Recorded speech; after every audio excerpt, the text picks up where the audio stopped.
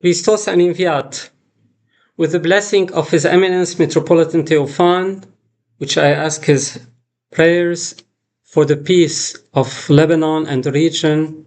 We could not go to your esteemed conference because of the situation in our country, but I would like to present to you my contribution entitled When Wives Lead and Husbands Yield, the Paradox of Authority in the Marital Theology of St. John Chrysostom.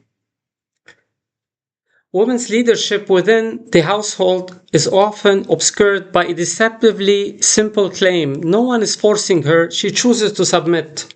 Simone de Beauvoir argues that what appears voluntary is often formed through subtle habituation.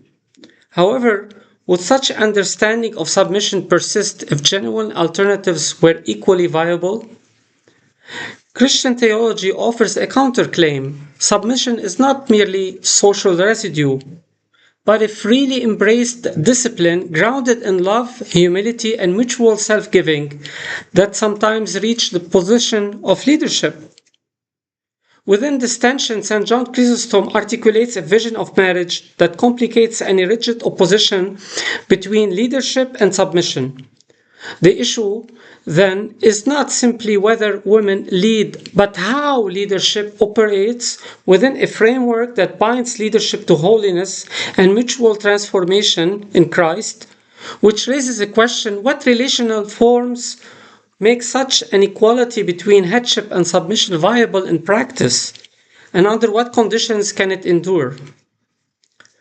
Studying Chrysostom's teaching on headship and submission, one finds several cases of mutual authority or exousia. They are centers of power within marriage. They are intimacy, economy, spirituality, boldness, and raising of children. First, intimacy. In the passage on 1 Corinthians 7, 1-2, Chrysostom remarks that St. Paul the Apostle establishes a strict reciprocity. Each spouse has authority over the other's body. Neither husband nor wife holds unilateral control. He stresses that abstinence requires mutual consent. Fidelity becomes a shared obligation, with each responsible for the other's moral well-being. Thus, within this sphere, hierarchy is effectively suspended in favor of mutual authority. Along with intimacy, there is finance. Chrysostom considers finance to be also regulated outside of man's exclusive headship and woman's submission. Intimacy and finance are both granted mutual authority, and both could be fields of conflict in daily relations of husband and wife, since they are both together as two of the greatest centers of power within marriage. A third area of mutuality between husband and wife presented by Chrysostom is spiritual life. Chrysostom describes the courage of several women while facing martyrdom as a manly courage, having the same boldness as men, especially in his homilies about martyrdom accounts of the, for example, Antiochian women saints such as Pelagia and Domina and her daughters. Thus, he advises the man and his wife to listen to each other and benefit from each other's spiritual experience. He says, at home, let the husband hear of these things from the wife, and the wife from the husband. They pray together at home, they go to church.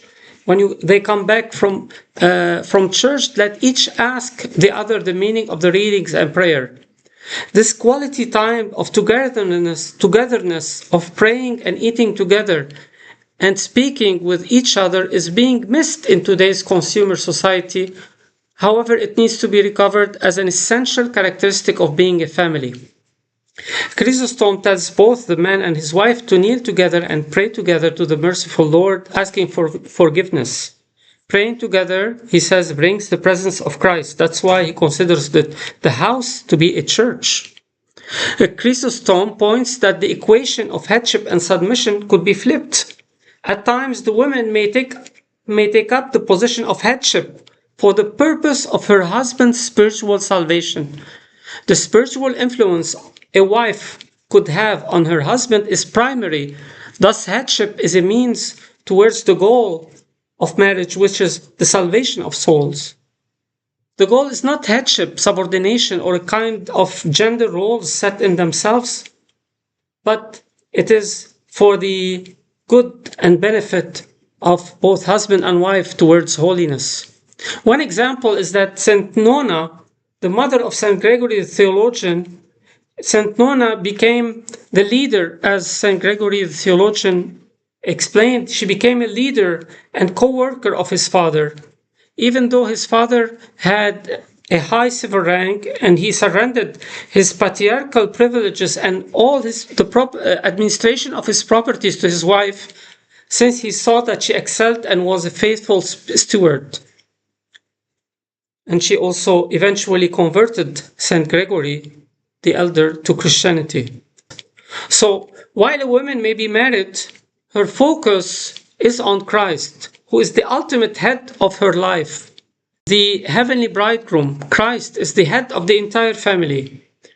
There are many famous examples that women lived in an era of standardized social patriarchy and male headship, yet were able to transcend social and gender stereotypes. One example is Saint Placilla, the empress of the 4th century, who led her husband Theodosius and Saint Gregory of Nyssa extolled her spiritual wisdom, and he saw her as an icon of love.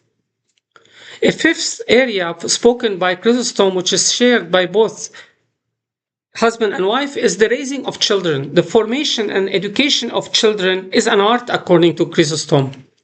There is a great emphasis on the importance of mother-child attachment, which begins from the moment of the child's conception. The emotional attachment between mother and child ought to be accompanied by the mother's attachment to God, her head. An example is seen in the lives of the three hierarchs. The mother of the three hierarchs led their children to a glorious holiness. The mother's piety creates in the child a deeper and much more secure attachment that will contribute to healthy relationships in the future, as St. Porphyrios of Athos emphasized that very well. He says that cooperative, harmonious, and stable relationship, unique source for the child's emotional and healthy attachment and developmental and relational stability.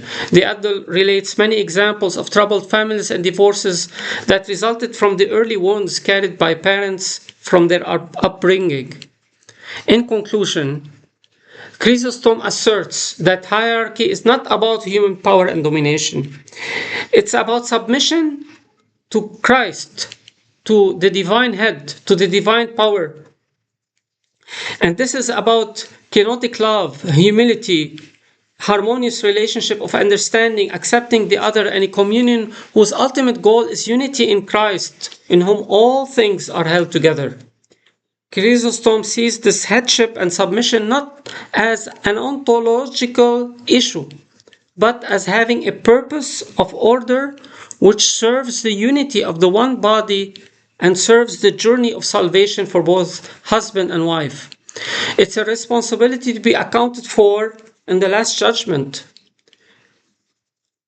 This hierarchy in holiness and spiritual life, both husbands and wife have equal responsibility.